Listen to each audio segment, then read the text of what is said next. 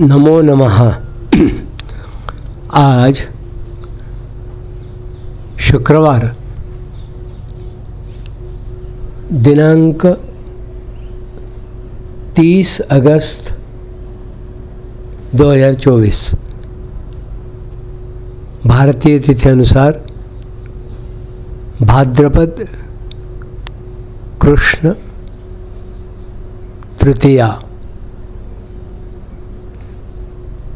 विक्रम संवत 2081। श्रीमद् भगवद गीता के 12वें अध्याय के तृतीय व चतुर्थ श्लोक का विवेचन देख रहे थे। इन श्लोकों की विशेष बात, परमात्मा को तत्व से समझाने के लिए दो प्रकार के विशेषण दिए जाते हैं, एक निषेधात्मक और दूसरा विध्यात्मक।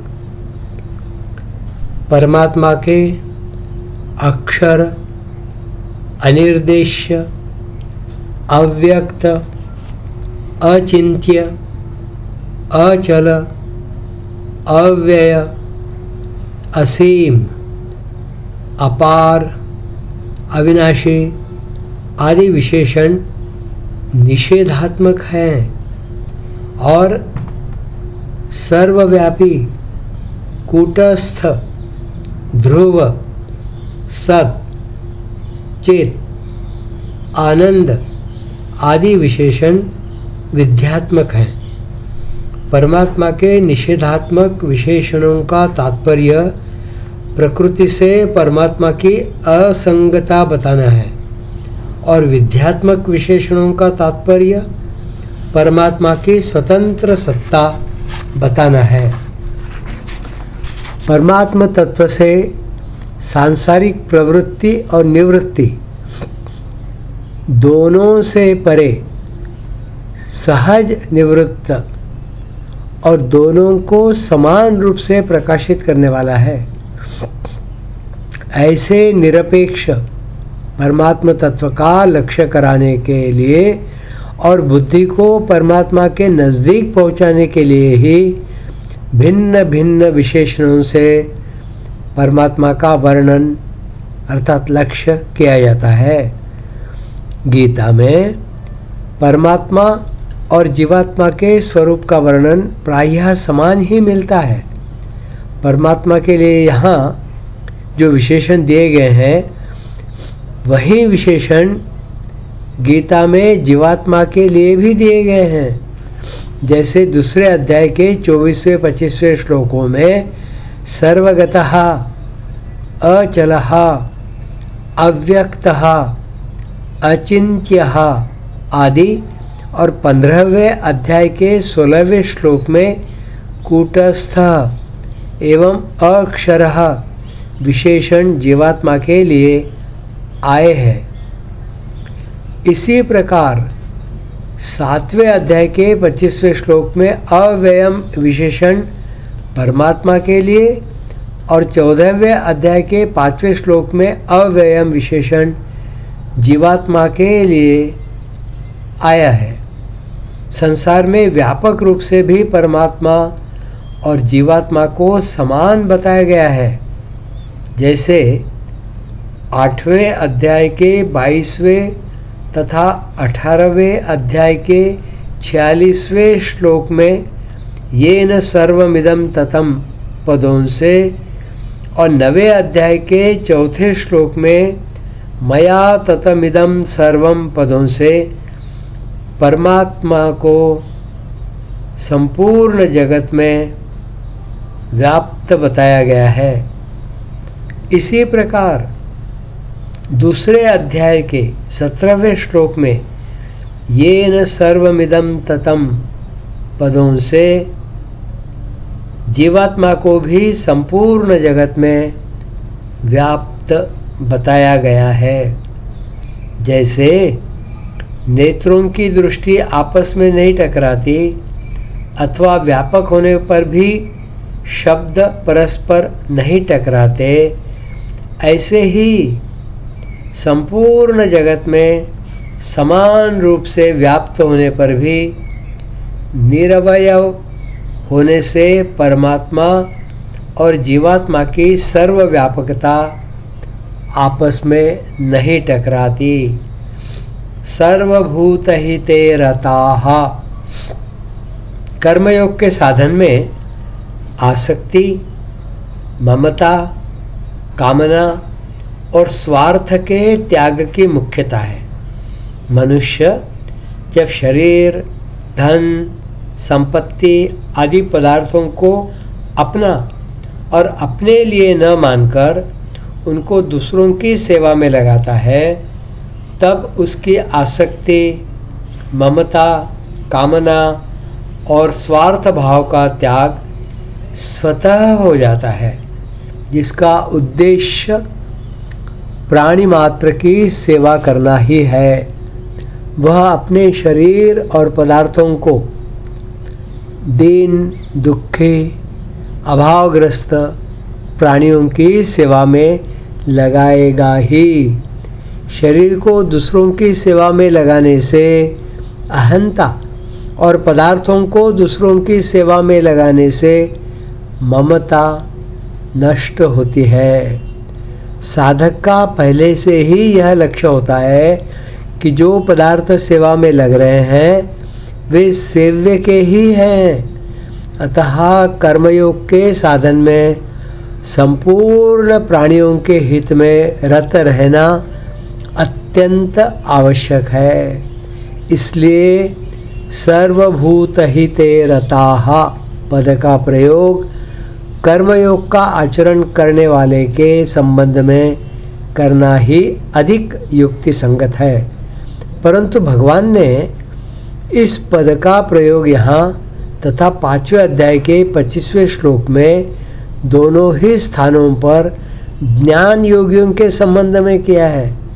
इससे यही सिद्ध होता है कि कर्मों से सर्वथा संबंध विच्छेद करने के लिए कर्मयोग की प्रणाली को अपनाने की आवश्यकता ज्ञान योग में भी है।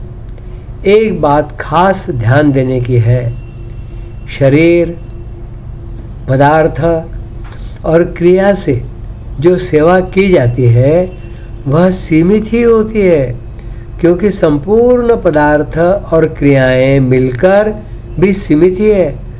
परंतु सेवा में प्राणी मात्र के हित का भाव असीम होने से सेवा भी असीम हो जाती है। अतः पदार्थों के अपने पास रहते हुए भी उनमें आसक्ति, ममता आदि न करके उनको संपूर्ण प्राणियों का मानकर उन्हीं की सेवा में लगाना है, क्योंकि वे पदार्थ समष्टि के ही हैं। ऐसा असीम भाव होने पर जड़ता से सर्वथा संबंध विच्छेद हो जाने के कारण साधक को असीम तत्व अर्थात परमात्मा की प्राप्ति हो जाती है। कारण कि पदार्थों को व्यक्तिगत अपना मानने से ही मनुष्य में परिच्छिन्नता, एकदेशीयता तथा विषमता रहती है और पदार्थों को व्यक्तिगत न मानकर संपूर्ण प्राणियों के हित का भाव रखने से परिच्छिन्नता तथा विषमता मिट जाती है। इसके विपरीत साधारण मनुष्य का ममता वाले प्राणियों की सेवा करने का सीमित भाव रहने से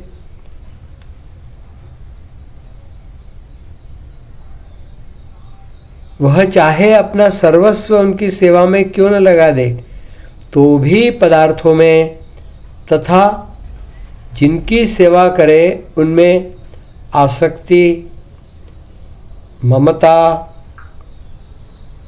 आदि रहने से सीमित भाव के कारण उसे असीम परमात्मा तत्व की प्राप्ति नहीं होती। अतः असीम परमात्मा तत्व की प्राप्ति के लिए प्राणी मात्र के हित में रति अर्थात प्रीति रूप असीम भाव का होना आवश्यक है। सर्वभूत हिते रताः पद उसी भाव को व्यक्त करते हैं। ज्ञान योग का साधक जड़ता से संबंध विच्छेद करना चाहता तो है, परंतु जब तक उसके हृदय में नाशवान पदार्थों का आदर है तब तक पदार्थों को मायामय अथवा स्वप्नवत समझकर उनका ऐसे ही त्याग कर देना उसके लिए कठिन है। परंतु कर्मयोग का साधक पदार्थों को दूसरों की सेवा में लगाकर उनका त्याग ज्ञान योगी की अपेक्षा सुगमता पूर्वक कर सकता है। ज्ञान योगी में तीव्र वैराग्य होने से ही पदार्थों का त्याग हो सकता है, परंतु कर्मयोगी थोड़े वैराग्य में ही पदार्थों का त्याग परहित में कर सकता है। प्राणियों के हित में पदार्थों का सदुपयोग करने से जड़ता से सुगमता पूर्वक संबंध विच्छेद हो जाता है। भगवान ने यहाँ सर्वभूत हिते रताः पद देकर यही बताया है कि प्राणी मात्र के हित में रत रहने से पदार्थों के प्रति आदर बुद्धि रहते हुए भी जड़ता से संबंध विच्छेद सुगमता पूर्वक हो जाएगा। प्राणी मात्र का हित करने के लिए कर्मयोग ही सुगम उपाय है। निर्गुण उपासकों की साधना के अंतर्गत अनेक अवान्तर भेद होते हुए भी मुख्य भेद दो है। एक, जड़ चेतन और चर अचर के रूप में जो कुछ प्रतीत होता है वह सब आत्मा या ब्रह्म है, और दो, जो कुछ दृश्य वर्ग प्रतीत होता है वह अनित्य, क्षणभंगुर और असत है। इस प्रकार संसार का बाध करने पर जो तत्व शेष रह जाता है वह आत्मा या ब्रह्म है। पहली साधना में सब कुछ ब्रह्म है, इतना सीख लेने मात्र से ज्ञान निष्ठा सिद्ध नहीं होती। जब तक अंतःकरण में राग अर्थात काम क्रोधादि विकार है तब तक ज्ञान निष्ठा का सिद्ध होना बहुत कठिन है। जैसे राग मिटाने के लिए कर्मयोगी के लिए सभी प्राणियों के हित में रति होना आवश्यक है, ऐसे ही निर्गुण उपासना करने वाले साधकों के लिए भी प्राणी मात्र के हित में रति होना आवश्यक है। तभी राग मिटकर ज्ञान निष्ठा सिद्ध हो सकती है। इसी बात को लक्ष्य कराने के लिए यहाँ सर्वभूत हिते रताः पद आए हैं। दूसरी साधना में जो साधक संसार से उदासीन रहकर एकांत में ही तत्व का चिंतन करते रहते हैं उनके लिए कर्मों का स्वरूप से त्याग सहायक तो होता है, परंतु केवल कर्मों का स्वरूप से त्याग कर देने मात्र से ही सिद्धि प्राप्त नहीं होती। प्रत्युत सिद्धि प्राप्त करने के लिए भोगों से वैराग्य और शरीर, इंद्रिय, मन, बुद्धि में अपनेपन के त्याग की अत्यंत आवश्यकता है। इसलिए वैराग्य और निर्ममता के लिए सर्वभूत हिते रताः होना आवश्यक है।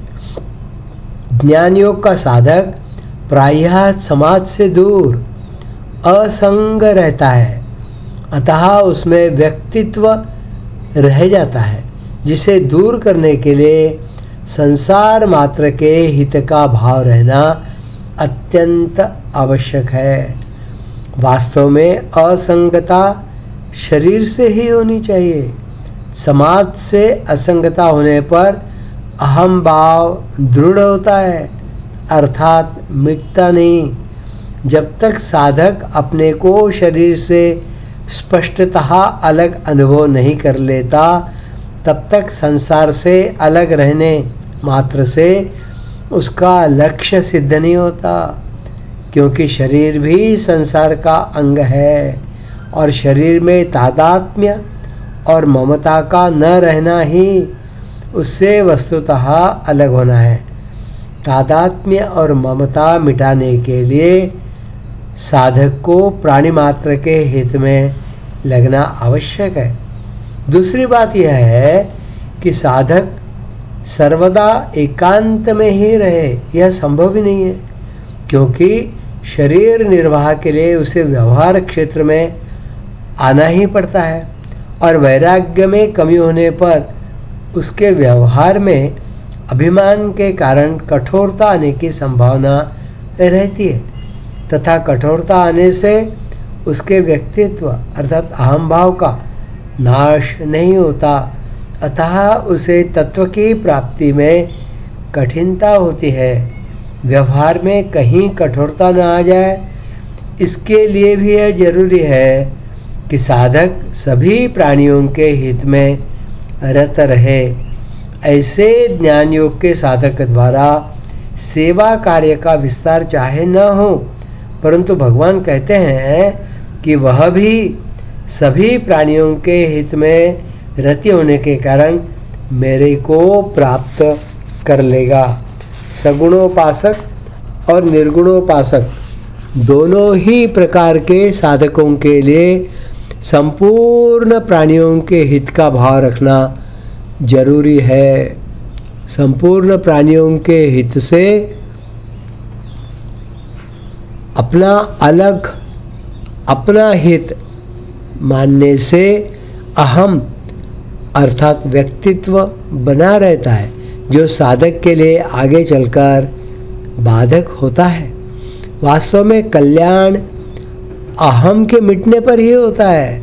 अपने लिए किए जाने वाले साधन से अहम बना रहता है, इसलिए अहम को पूर्णतया मिटाने के लिए साधक को प्रत्येक क्रिया, खाना पीना, सोना आदि एवं जप, ध्यान, पाठ, स्वाध्याय आदि भी संसार मात्र के हित के लिए ही करनी चाहिए।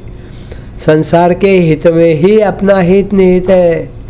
भगवान की मात्र शक्ति परहित में लग रही है, अतः जो सबके हित में लगेगा भगवान की शक्ति उसके साथ हो जाएगी। केवल दूसरे के लिए वस्तुओं को देना और शरीर से सेवा कर देना ही सेवा नहीं है, प्रत्युत अपने लिए कुछ भी न चाहकर दूसरे का हित कैसे हो, उसको सुख कैसे मिले, इस भाव से कर्म करना ही सेवा है। अपने को सेवक कहलाने का भाव भी मन में नहीं रहना चाहिए। सेवा तभी हो सकती है जब सेवक जिसकी सेवा करता है उसे अपने से अभिन्न अपने शरीर की तरह ही मानता है और बदले में उससे कुछ भी लेना नहीं चाहता। जैसे मनुष्य बिना किसी उपदेश किए अपने शरीर की सेवा स्वतः ही बड़ी सावधानी से करता है और सेवा करने का अभिमान भी नहीं करता, ऐसे ही सर्वत्र आत्मबुद्धि होने से सिद्ध महापुरुषों की स्वतः सबके हित में रति रहती है। ऐसा भगवत गीता के 6वें अध्याय में आया है।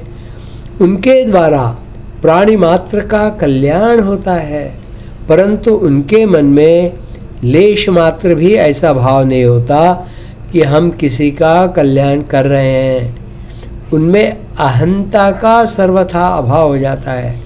अतः ऐसे जीवन मुक्त महापुरुषों को आदर्श मानकर साधक को चाहिए कि सर्वत्र आत्मबुद्धि करके संसार के किसी भी प्राणी को किंचित मात्र भी दुख न पहुंचाकर उनके हित में सदा तत्परता से स्वाभाविक ही रत रहे।